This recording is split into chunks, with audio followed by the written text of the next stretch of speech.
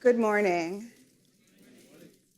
In this hour at the Mackinac Policy Conference, we are going to attempt to do a couple things, some very ordinary and some a little extraordinary, if I do say so myself. We're going to talk about K through 12 education.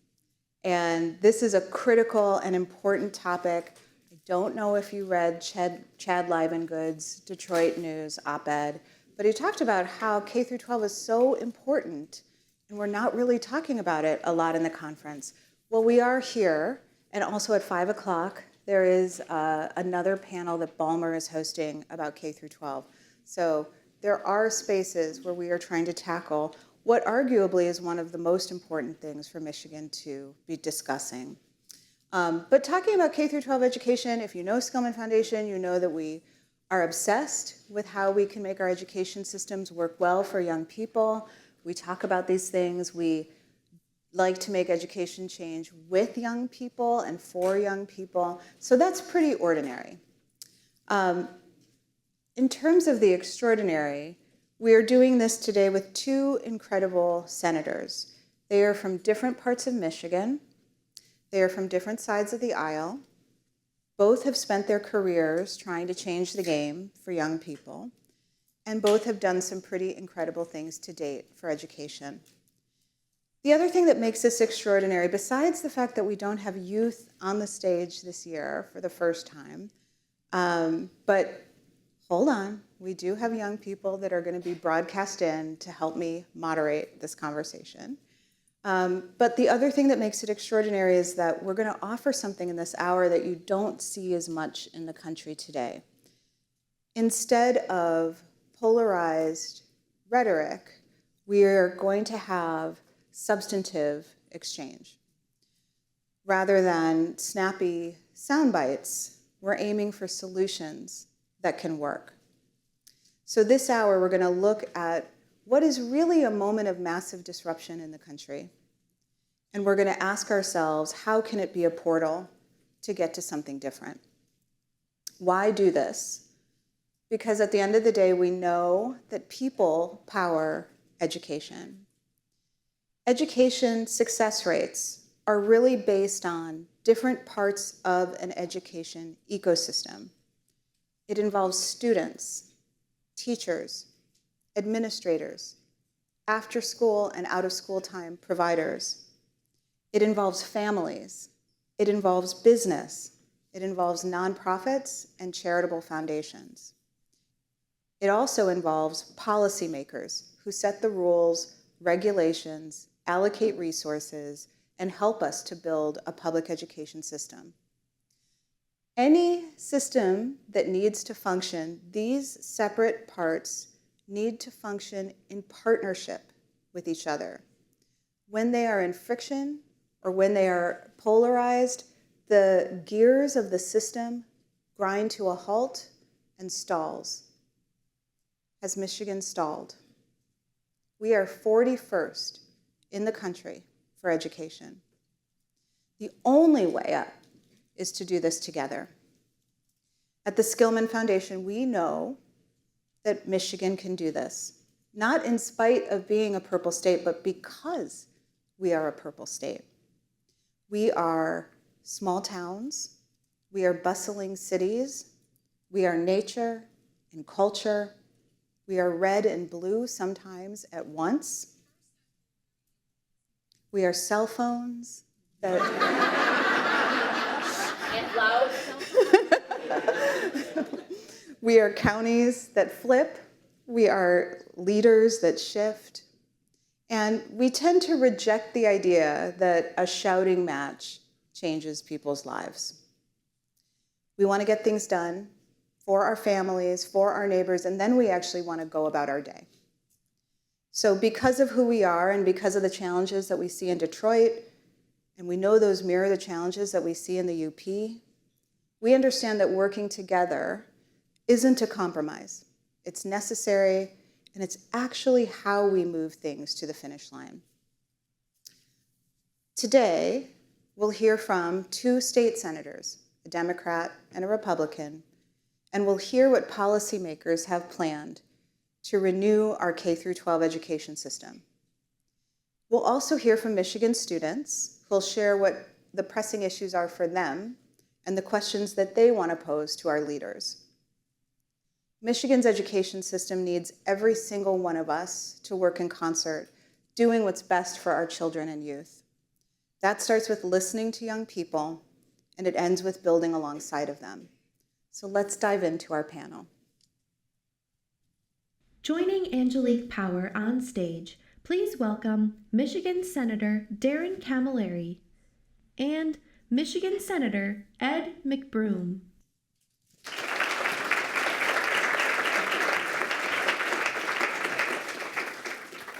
Thank you both for joining me today to talk about the future of education. Senator Darrin Camilleri is a Democrat representing communities downriver of Detroit, and Senator Ed McBroom is a Republican representing the Upper Peninsula. And usually we say these things to signal a difference in who people are. But this session is about common ground, so I'm going to start with sharing a few things that they both have in common. Senators Camilleri and McBroom both have served 3 terms in the State House of Representatives, and then they both were then elected to the Senate. They both are fathers. Senator McBroom raised 5 children of his own and helped his late brother's 8 children to be raised. 7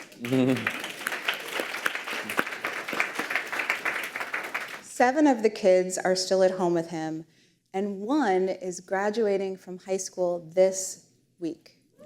All right. Senator Camilleri and his wife welcomed a baby just 3 months ago. I have a 15-year-old who was a baby, but this is one of the cutest babies I've ever seen. So throughout the conference, please ask Senator Camilleri to pull out his phone. I'll show you. I will. One of the coolest things is that they both actually have studied education and they have teaching degrees. They both have also spent time in the classroom. And this is such a difference maker to actually have people who have experience in the classroom with young people at the policymaking table. I want to share that my mother was a public school teacher. My father was a police officer.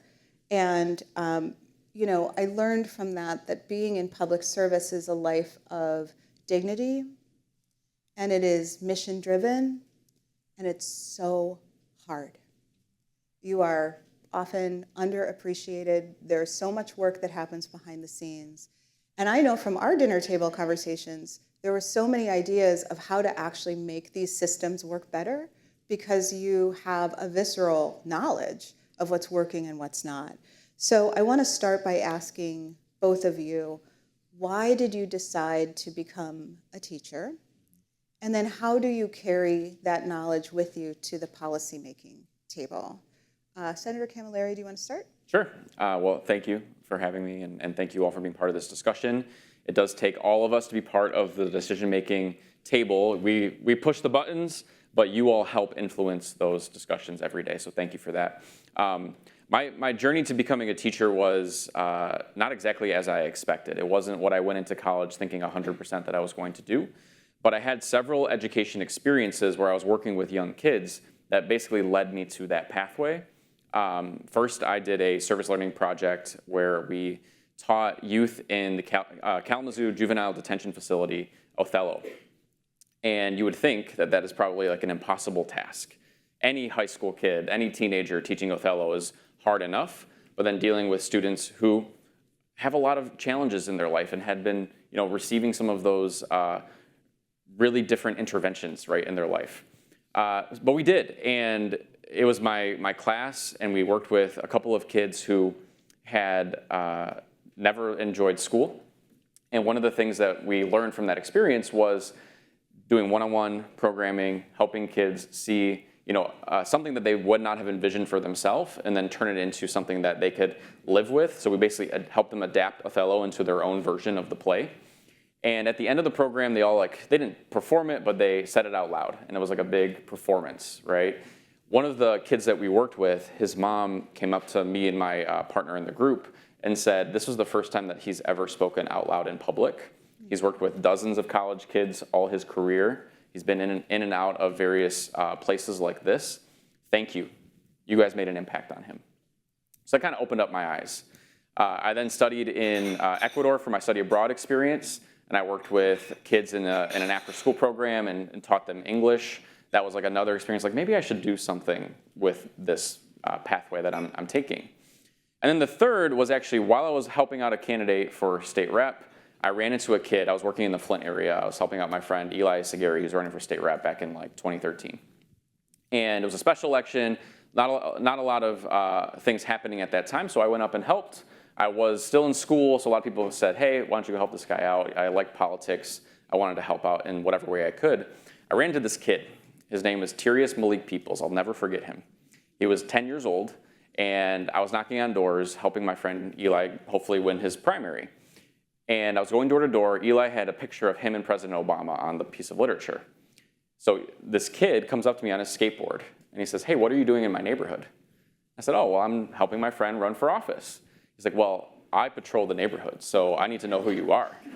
And I was like, oh, wow, this kid's like, he's out there. But it's because he wanted to keep his neighborhood safe. He wanted to be a police officer when he grew up.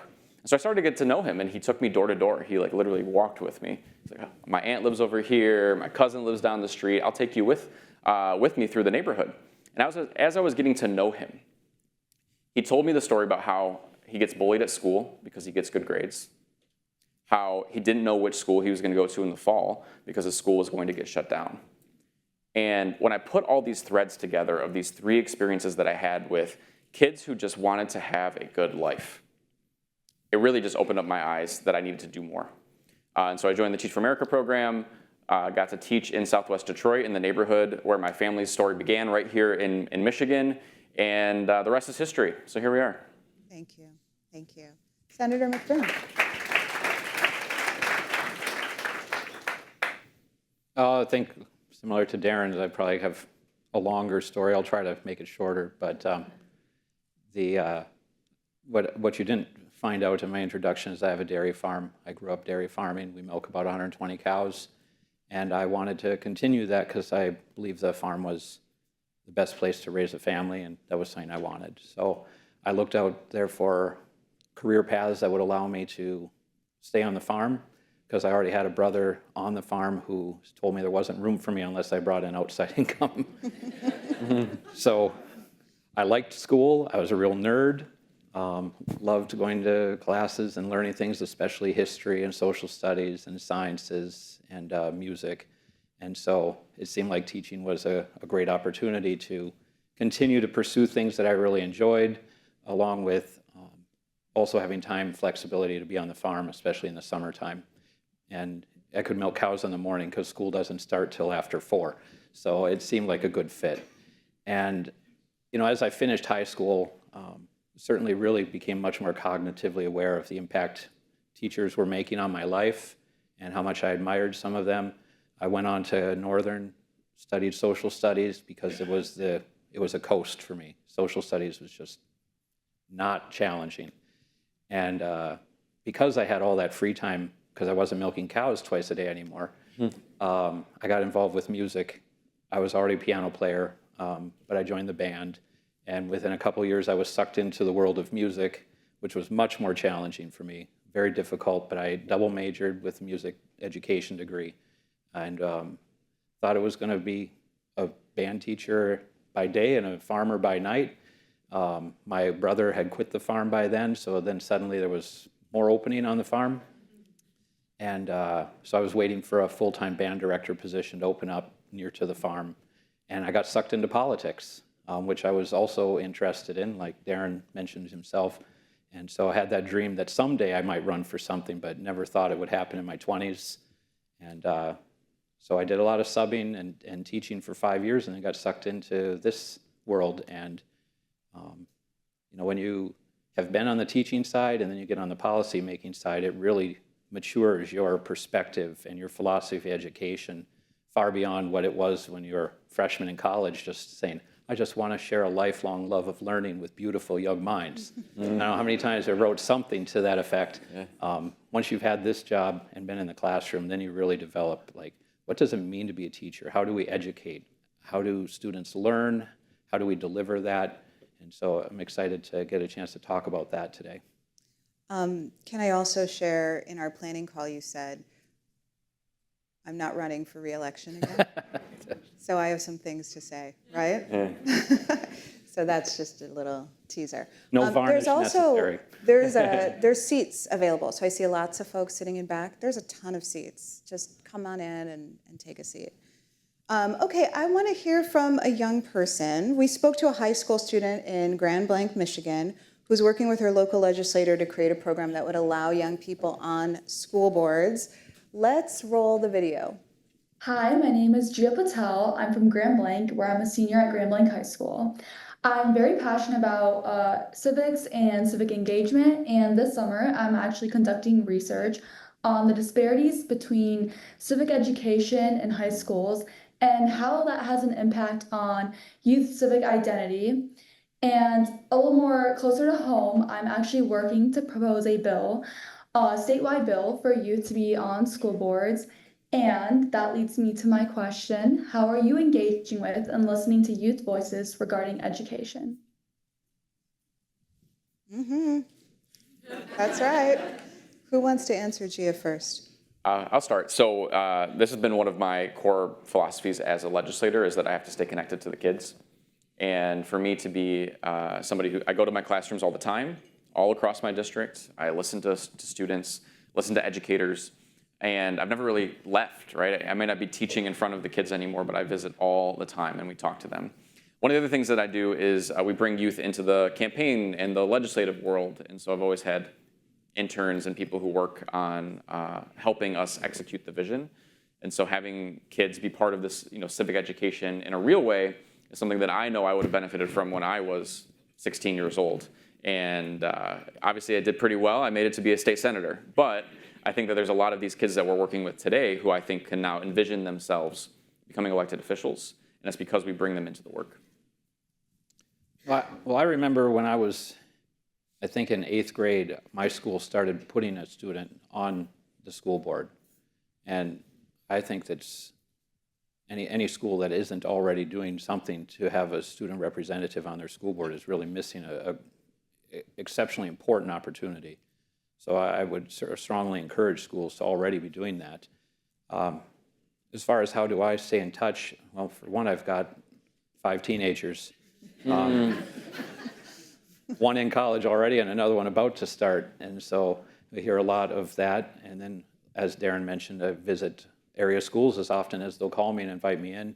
It's been interesting since COVID. Those invitations have been a little bit slower than they used to be. It's kind of like during the shutdown, they forgot about us, and it's been slow to come back around to inviting legislators into schools, but I still keep good relationships with a number of student groups. I'm very involved with our local 4-H clubs. I direct the Norway City Band and go out and recruit students to come and play at the City Band. I'm involved with Northern's teacher ed program. A good friend of mine is the director up there of that, and we get to go in and sometimes do the mock interviews with student teachers. And so there's just a lot of different ways to talk about it. And for me, one of the most important things is hearing from those who are just starting college or getting out of college to kind of get that feedback. Where did high school prepare you well, and where didn't it prepare you well to go on to this? And I, as Darrin knows, a big supporter of career tech education. That's been something that's been very important to me during my time, and visiting tech centers and seeing what's going on in our community colleges where they're teaching kids these skills to enter the workforce, I think is also really critical. I just want to lift Gia's idea. In DPSCD, there are seats. There are students that are on the school board. I think the next thing is ensuring that they have a vote on those boards, which doesn't always happen. I want to talk school funding, and Senator McBroom, I'm going to stay with you on this one. I know you both have made this a driving issue, providing additional dollars, especially where the need is greater. How have you seen students thrive with more funding? Well, I mean, one of the things I was just talking about when it comes to career tech education, as the merit curriculum was implemented after 2004 in this state and really pigeonholed every student into the exact same cookie cutter outcome for education, the funding started to diminish for the career tech side of things because a lot of those classrooms, how much funding they got depended on how much enrollment they had the year before. And so as we started to really strangle our career tech programs, we saw less and less offerings, less and less dollars going that way.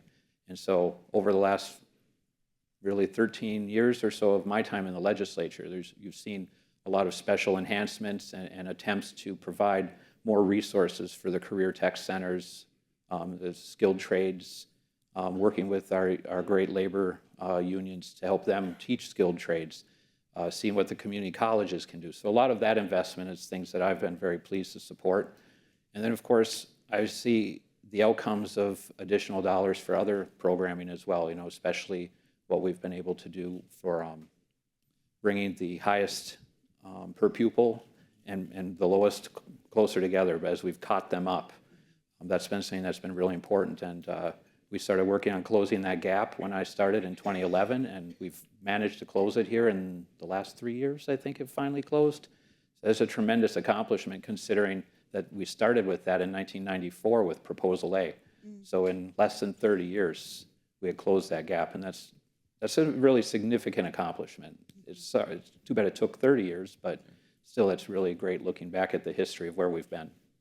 Senator Camilleri, you talked about the Opportunity Index in the past. Can you explain what that is and why it's important? Yes. So one of our crowning jewels in the last 2 years of our budget is something that we implemented called the Opportunity Index. Shout out to a lot of, I think, you in the room who've been pushing for this for a long time. And effectively, it takes the at-risk funding, but it puts it through a lens and a formula that shifts the funding to the greatest need. So school districts that have the highest need and the highest levels of poverty receive more money than those that have smaller amounts of poverty. And so shifting that focus essentially gives, you know, schools like Flint Public Schools and Detroit Public Schools and the charter schools as well, so many more resources to help close the funding gaps. And I want to be clear, it's not just urban schools, right? These are rural school districts across the state that have, you know, transportation funding issues, and special education funding issues, and all kinds of other challenges too. And this puts them through that lens as well. And so not only did we create the lens, but we also funded it to historic levels. And so the budget that we passed out of the state Senate this past week puts another $250 million more dollars in this formula. I hope that we can get it done. It's a 25% increase and puts us at $1.3 billion in funding for the Opportunity Index. That's something that levels the playing field. That's a big Got some supporters over here. It levels the playing field, and it's not perfect. We need so much more money in this formula to really fix the problem, but it sets a standard and puts goals in our budget to actually do it. And so this weighted funding is how we're seeing some of the best run states like Massachusetts. This is how they fund their program, and they have much better educational outcomes because of it. I want to roll another video from Brandon Hoffmeister of Bay City. Hi, my name's Brandon, and I'm a student at the University of Michigan, originally from Bay City, Michigan.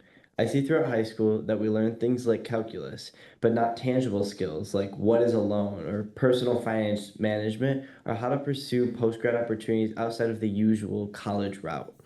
How can we make sure a Michigan education provides students with the proper resources for various post-grad paths?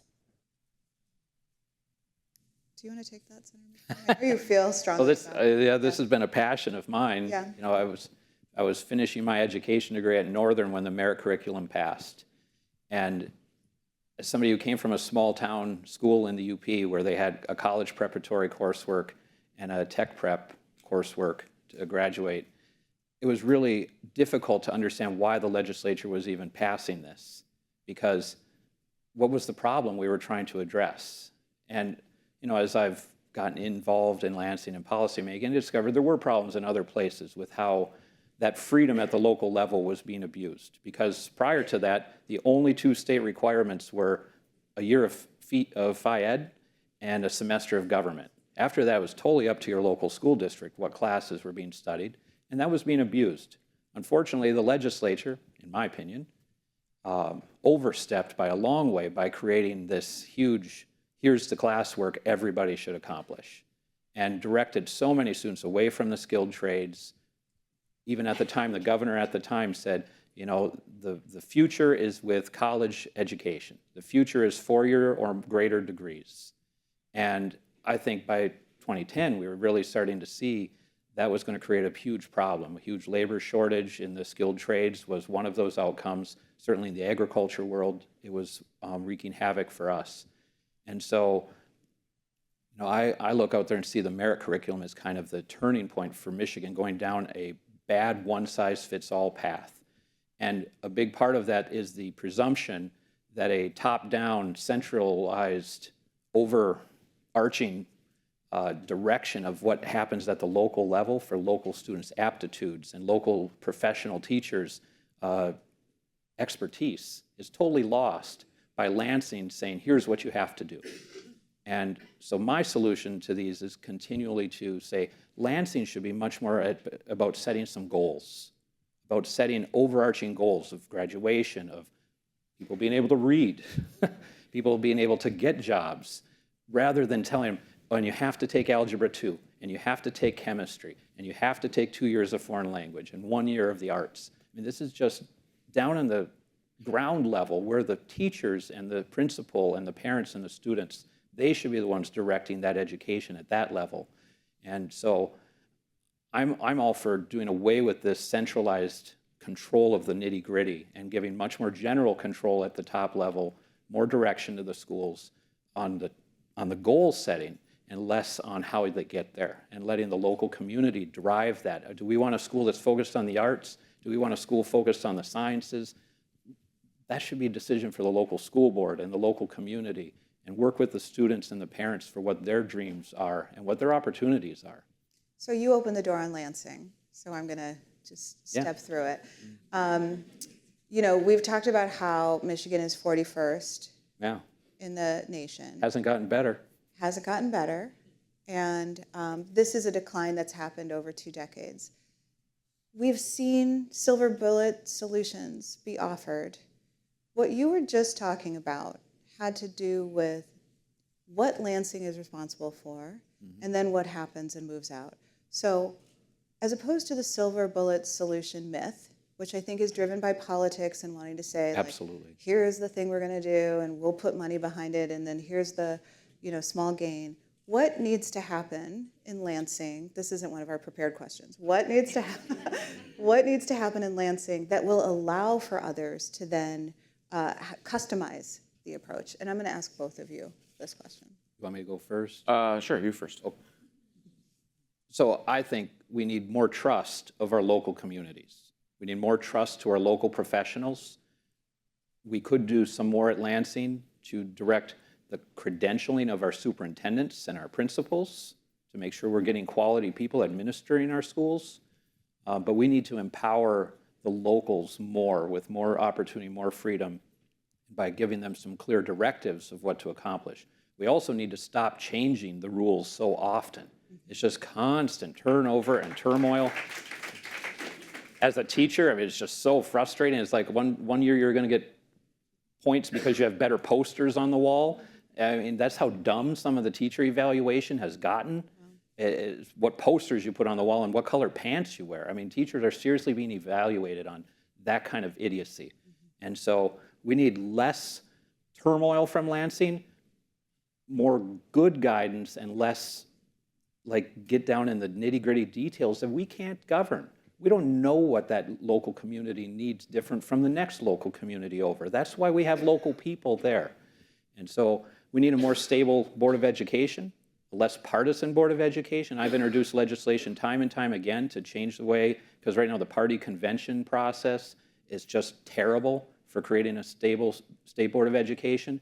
And as long as the State Board of Education is in this turmoil of partisan politics, the legislature is going to involve itself into it.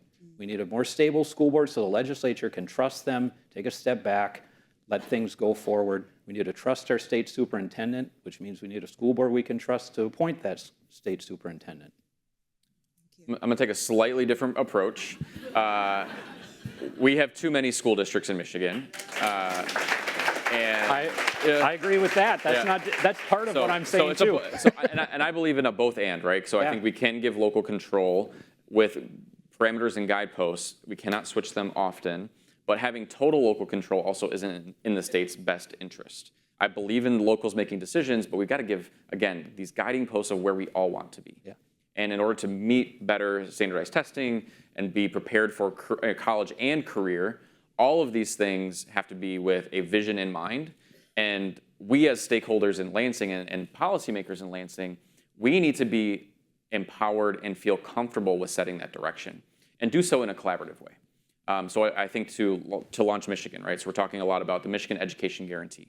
And it's something that people on both sides of the aisle, business and labor, policymakers, as well as folks in this room, are talking about setting, again, those standards of what we should all be aiming towards so that we can then fulfill some of these promises and gain what we need to gain. So yes, I'm not saying no local control, but when you have 1,600 people plus boards, plus superintendent, all these different people in the room, it makes it challenging, to say the least. Well, since I'm not up for re-election, I'll even say, I agree that we have too many school districts. Yeah. And I agree that our system is very clunky at times. I like the decentralized nature, but you can look to what some other states are doing where they've kind of split the baby, where you have you have multiple schools, but you have more centralized within the local region through counties. Yes, we don't have to get rid of the high schools and the mascots. I know that that's the problem, right? We don't have to do that. But you can create systems that make sense, right? They're efficient. You've got one superintendent over multiple jurisdictions or county level, right? That people can then direct some of these smaller school districts. There are ways to do it. Right, and part of, I think, what's been ebbing away and nibbling away for the rural area. I can't say for the urban area, so don't take that. I'm making an urbanized statement, but for the rural area, school choice functions very much to harm local schools' ability to make wise decisions. Because when a local school decides, hey, we have these important programs, but we need some money, so we're going to not have tennis this year, not have golf this year, and 5 students walk in and say, we're moving to this other school, well, you just lost all the money you thought you saved. And so when we've allowed school choice, at least in the rural community, I don't know everywhere else, but in the rural community to be abused in a way that it was never intended for, and it's harming a school's ability to make wise decisions. But I'll also say, as much as I think we have too many districts and there's lots of room for consolidation, I don't think consolidation is the silver bullet either, especially because you can get too big in your consolidation. In my opinion, some of the districts in this state are too large and they've become, the members of the school board represent more people than I do. And I know how difficult it is to do my job. So great school boards are school boards where everybody knows their members and bumps into them at the grocery store or out at church or in town and can communicate with them on that neighbor basis. And so I think we have too many, but I also don't want to see us make them too big either. Yeah. I am throwing my questions away now since y'all are just taking us in a new direction. I'm wondering, what is your prediction of what's going to happen? We have so much disruption on the federal level with the Department of Education going away or, being kneecapped and the title dollars rolling back differently. How do we actually approach this? Michigan is proudly purple. We do things very differently. We do have bipartisan ideas that are strong. What's it going to take to make this a moment where we sort of move forward, not mimicking what's happening at the federal level, but actually with some of our solid bipartisan ideas? First of all, is that possible? And second of all, if so, how do we do it? It's of course possible, right? But you just need to have willing partners in both chambers who are willing to sit down and get something done. The Senate has passed a budget. We're ready to figure out the final stages of what a budget looks like that we can send to the governor's desk. We have no budget from the House, or the budget that they've sent is just not one that they even call a real budget. Well, and I'd hope so because it's a $5 billion cut to programs. When we have funding in our school aid budget, there is money. We actually have a good amount of money to spend back to our local school districts. So, we're ready. And so it just really takes somebody to reach out their hand and say, let's have a discussion. We've been doing that. This has been a much slower process than normal. Typically, we see the House will be moving their budgets at the same time as the Senate, and hopefully we can get to a product by July 1st, which is the law. So I hope that we can still meet that deadline. But we are in uncharted territory. I mean, I don't have a good answer on that front because we still do have the chaos out of DC where we don't have a final budget from them. What are they attempting to cut? And then how does that have the impact on our budgets here at the local level? Again, we do not have to cut funding to schools in Michigan. We have a surplus in the school aid fund. This should be, in my opinion, something that we can all work on together. I don't know that we've seen that just yet, unfortunately. Senator McBroom. Well, I guess I would say I don't really feel like we're in uncharted territory if you go back far enough. So if you go back prior to 15 years, we're back to split control of the legislature. And so anybody who's been involved with education and funding and stuff knows this isn't uncharted territory. We've had chaos from the feds before, and we've had cuts before, and times of bad finances and bad decisions. So I don't really see this as uncharted for us. It's just different than it was for the past 15 years in Michigan, where we've had legislative kind of agreement, like Darrin mentioned, that both chambers kind of go at the same time. And we've been blessed to get done before July 1st, and I still think that's the wisest, best course of action, particularly for school funding. I guess, with all the federal chaos and what's going to happen there, I just say, let's take the opportunity then to be able to do something better.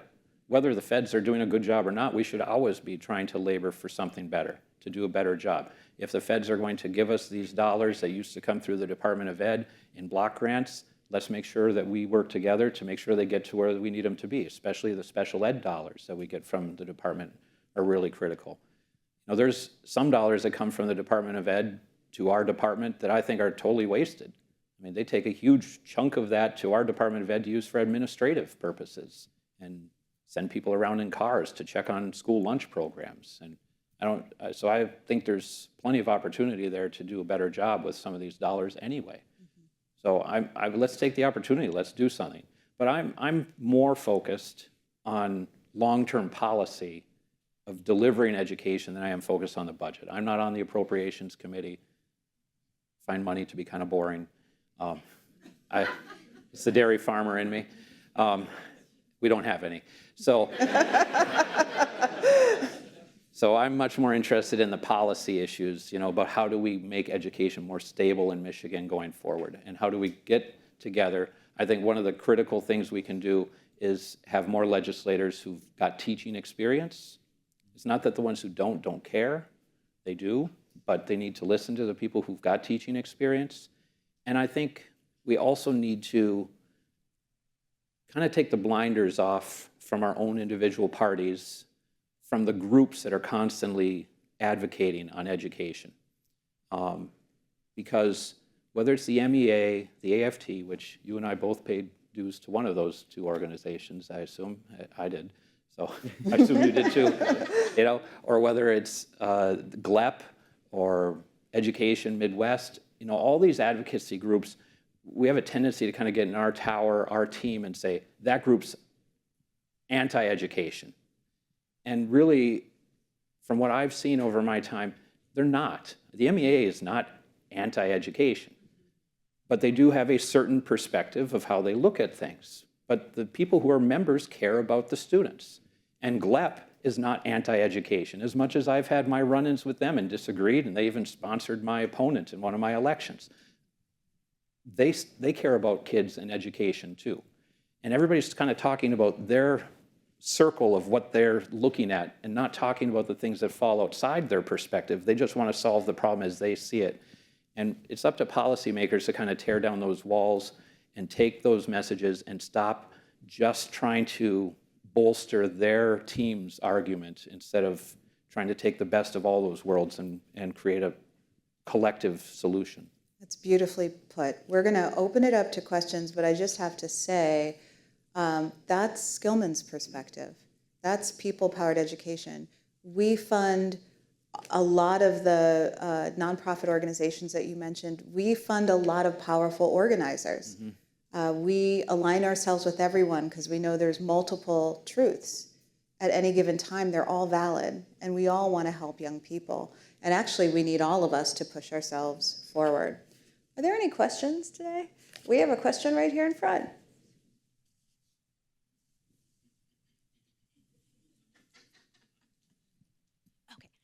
Hi, I'm Erin Skeen-Pratt. I'm with the Michigan After School Partnership, and we are really working to ensure that all youth have access to quality out-of-school time programs, so before, after, and summer.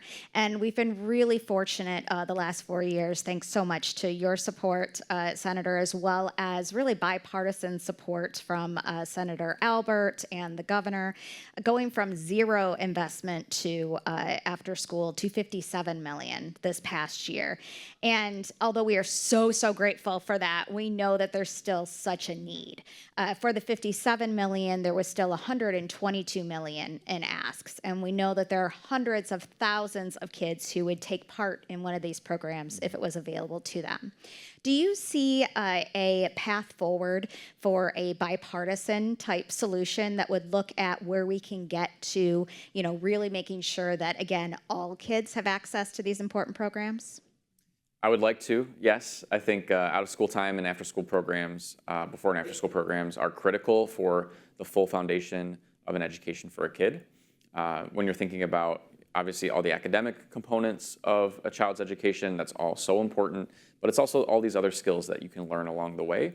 And the time that you spend in the summer or before and after school, you're learning career tech stuff sometimes, you're doing other types of projects that you may not get inside of a school. That's why we've invested so much in the last few years. And in the budget we just passed, over $90 million into that line.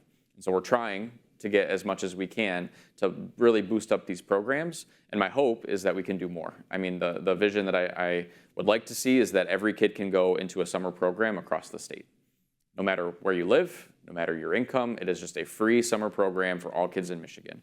It's a very expensive prospect, but it's something that I try to work towards, and putting these down payments now into the out-of-school time line, hopefully we'll get to that point at some point. And hopefully in my legislative career, I've got about 6 years left, so we'll see. I'm hearing 90 million for out-of-school time. That's what I 90 million so far. That's what I heard. Do we have a question over there? We have to hold it. Okay, sorry. How's it going, everybody? Nando Felton here. As a current student and educator right now, I'm seeing a really big disconnect from industry to higher education to policy makers, local legislative and statewide, to actually address the issues in K through 12. There's a disconnect, like there is no communication. What do you see for the two senators on the panel today, and thank you for being here, as a way to kind of solve that issue or that problem, or where should we address or attack from? Can you talk specifically about the types of disconnects you're referring to? Yeah, so I work in the city of Detroit, and DPSCD doesn't really communicate with the city of Detroit as a whole. I think there's a disconnect in the way that we are getting students to want to be in the industry. I mean, Michigan is a huge exporter of not just products, but talent as well. How are we retaining that? We took out skills trades like the year I started high school, which wasn't that long ago, the 2012 when I started. They took out skills trade. So just trying to figure out the way that there's a big disconnect. And after COVID, the post-COVID kind of syndrome, I guess you could call it, is like this learning loss gap that occurred. Lots of things that have occurred. Where do you see as a way to kind of address that and to make sure we can bring these things to light? You have 6 years left, Senator. Ed, I think you're Year and a half. Year and a half. Maybe one day I could run for Senate. Maybe I could have an idea of where I could start to address those issues there. There's a lot of issues, but just kind of wanted your guys' input on that. So I'm sorry to hear that you got this disconnect where you're at. So I guess I can share that I think the connection and the communication has never been stronger in the Upper Peninsula on these issues. Our communication with the skilled trades across the UP, putting on skilled trade events and days where kids get out of school and the schools bus them there to build something, to weld something, to see how linemen operate, how electricians put conduit in. I mean, we've got so many of these programs going on right now. It's just tremendous interaction between our schools and the skilled trades. Other job places right now are welcoming students in. Our community colleges, Northern, are all doing a tremendous job at making these connection points. So I mean, I would encourage your area to, I mean, reach out to the skilled trades for certain, have them come talk to the guys in the UP if they need a crash course in how to do this. But I just see our connection points have never been stronger when it comes to this, through the leadership of university, community college, ISDs, local schools, the trades. One of the things, though, that I really think we could continue to push forward with to do a better job in Michigan is to look at the Colorado model. Colorado is allowing students to do paid internships their last 2 years of school. And it's just a tremendous program. It's something I've been trying to get through the legislature now for several years. And Colorado will tell you that, you know, the businesses will tell you the first year with the student, they're losing money, but the second year they're making money. And they love it. The students get to the end, and oftentimes the business is willing to pay for them to go on to get post-secondary education, to come back and be even better trained for the job. So we've got to change some of the hours that we allow students to leave the classroom right now in order to make that happen. Michigan has 50%. We need to move that up to about 75%. So there's just a few tweaks that we have to make, and it's been difficult to get done, but that's one of the great things I think would really help us get there too, is if we provide those opportunities for the students. And just, I'll add, so on the teacher pipeline work specifically, Yeah, that's another. we have spent significant resources from the state on when Republicans were in charge of the legislature and when Democrats were in charge of the legislature on supporting and maintaining our teacher pipeline. We've funded specific programs like Teach Michigan and others that have been very effective in supporting educators throughout their professional growth. And we're talking about the teacher fellowship program to make sure teachers are getting paid while they're student teaching. Yes, that was a huge bipartisan win. Yeah. So we're fixing some of those things now. We need to sustain them and grow them as we're seeing the effects actually pan out. We're starting to see an uptick in people becoming teachers again. That's because we're investing in the fellowship work now and the pipeline work now. The old best recruitment tool for educators were educators themselves. They would tell their family and their friends to become teachers. That is not happening anymore. I don't know if you've talked to a lot of teachers, but they actually, unfortunately, are shying people away from the profession. And so we're counterbalancing people who don't believe that this profession is a long-term good professional outcome for themselves. So we're battling that, and we're trying to really remind people that this is a good profession. However, there's a lot of work that we need to do to make sure that people who become teachers want to stay as teachers. That's right. We lose teachers in the first 2 to 5 years of their careers. And it's because your counterparts, the people that you see doing other jobs at the same level as you, with the same education as you, around the same age as you, are making significantly more dollars in their pocket, right? Like they are raising their salaries in the private sector to levels where the average teacher salary in Michigan is at the beginning of the career is $41,600. $41,600. When I started teaching in 2014, I made $38,000 as a starting teacher. It's been over 10 years, and that average wage has not changed much. That's a problem. I'm working on it. We're working on it. Hopefully we can see some of those outcomes shift.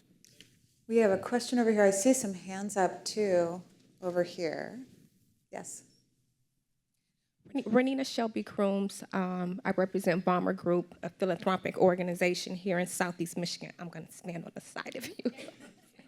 And my question is regarding the Michigan Merit Curriculum.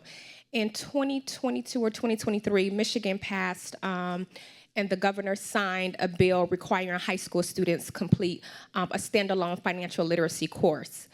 Many students are not able to take a standalone financial literacy course. In fact, only 2.3% of Michigan high school students are able to take that course because of the Michigan Merit Curriculum.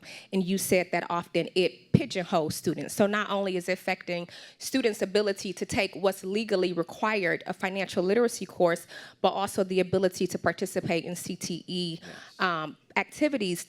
My question is there a path, or what is the potential of reforming the Michigan Merit Curriculum so that students can have these opportunities and take advantage of what's legally required in order for them to graduate, which is financial literacy? I'm going to ask just one of you answer it so that we can popcorn out to some of the other questions that we have. It's going to be a long and winding path to change the Michigan Merit Curriculum. I think that there's interest in it. And I hope that we can come to some sort of bipartisan agreement where everybody's on the same page, because the only way it's going to work is if we're all rowing in the same direction. And so I think we've chipped at it. We've tried different, additions or subtractions of the Michigan Merit Curriculum. Maybe it's time for an overhaul. So I'd say let's stay tuned. I know there's some work happening with the Michigan Education Guarantee that I'll keep saying, and you'll all probably be wondering, what is he talking about? There will be more to come, but there are people who are working on this concept now.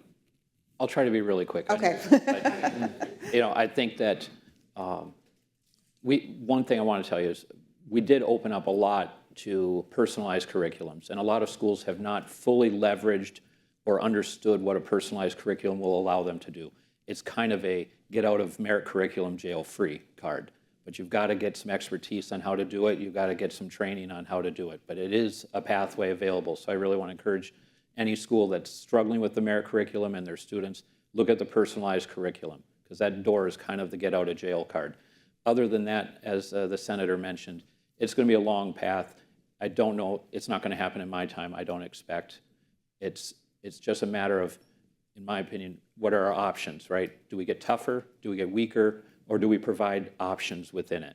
And stop lying to ourselves and saying, well, we'll let kids take welding, but we have to pretend it's math in order for them to do it. We'll let kids take music, but they have to pretend it's foreign language to do it. Stop the lies and just be honest about it. Some kids are going to study welding. Some kids are going to study music. Some are going to study math. And let's stop trying to make everybody good at everything and help kids excel at what they're good at.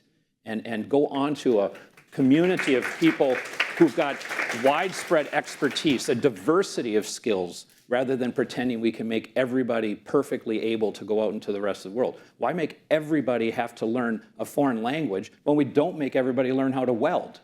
That was dumb, and it's still dumb. Thank you, Senator. Okay. Good morning. Thank you, Angelique, for your leadership. I'm Trina Scott from Rocket Companies. My question is, we talk a lot about if it's post-secondary, career paths for technical careers versus college. I think we're missing the point of if our kids are at 11% reading rate, it doesn't matter what program we have. If they're not prepared to go into either pathways, how do we ensure that they have the proper skill sets, the core values of being able to read and to write in order to proceed into those programs, whatever pathway it is? So I'm curious from our senators, how are you all addressing that at a policy level? So we have changed the directive on how to teach reading in the state of Michigan. We're now moving back to the science of reading. It's going to take a couple of years for full implementation, but the states that you're seeing with the best growth for literacy, it's not because they're holding back their third graders or some of these other punitive measures. It's because they've shifted the way that they're teaching reading. And we are now going to be on that same path as everybody else. We had this, big shift probably in the last 15, 20 years where everybody said, well, we got to teach reading in a different way because we're not meeting the best standards possible. And then when they did do that shift, our scores just kind of plummeted. And it's not that kids cannot read, it's reading for comprehension. That's the challenge. Like, we're not reading for comprehension, which is not exactly the way we talk about it in the media or in a lot of these circles. We just say, oh, kids can't read in Michigan, we're 41st in the nation. That's not exactly the full story. Right. And so we need to figure out how we're going to now implement this new science of reading curriculum across the board. And we just changed it through our dyslexia package that we passed last year, which will give us additional tools, not only to help kids with dyslexia, but to help all kids read better. I think Darrin's right on with the science of reading. It's a great first step forward. However, I look at it too and say, we can't have silver bullet solutions. And we get too many people in Lansing looking for this magic curriculum that's going to solve the reading problem. And then we pass something and we ignore the schools that are already doing a good job. We ignore the schools that aren't having this problem. And we make them jump through a bunch of extra hoops now for some new program we started. And that's really frustrating to me. I think we need to really trust more of our locals to solve this problem by giving them the directive that they must solve it or face some sort of consequence. Or we'll provide additional assistance or something where it's needed rather than make everybody jump through the same hoop when they didn't have that problem. But I think the science of reading is a big step forward for sure. And I think we're teaching that to our teachers at college now and helping them understand how to deliver these services better. But we've got just one other problem, which I think we haven't really touched on, which I think is important. And that's why is education floundering to some extent? What is one of the factors, foundational factors for why education is floundering in Michigan and a lot of places? And that's that we still are teaching with a concept of culture and family stability that we've lost. So it's like, hey, it's still the 1950s, we'll run our schools this way, but the families and our communities are not structured that way anymore. And so when I get taken down to Detroit and visit with students, a couple of my colleagues have brought me down there over various times to meet with school leaders, and you find out that students are shifting schools every other week, they're somewhere else. They're not sleeping in the same bed. Every other week they're in a different home, they're in a different district, they have a different teacher. They don't know if they're going to eat tonight. And if we don't address some of those problems, I don't know how we're going to solve the reading problem. If we're not giving kids a safe place to grow up and eat. So I see I'm at 0 on the clock, so I better stop. Well, actually, we're all at 0 on the clock. I was looking around because there were hands over here, and what I want to say is that, first of all, thank you to the senators. Thank you for this conversation.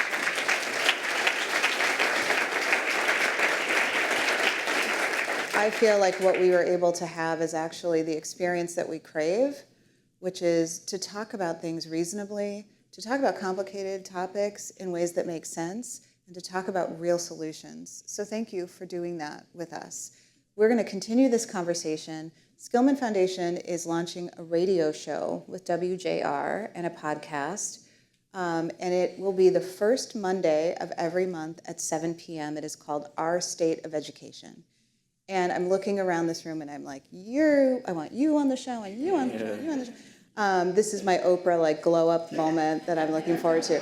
But the whole point of it is that we want actually everyday folks that are proximate to education to be deeply involved in these conversations, to have substantive conversation across the aisle, because this is our moment in Michigan. And we believe that being Michigan strong means leading with common sense and finding a common purpose. And so that's what we're going to be up to every month. Thank you for joining us today, and thank you for talking about K through 12 later with Ballmer at 5 o'clock.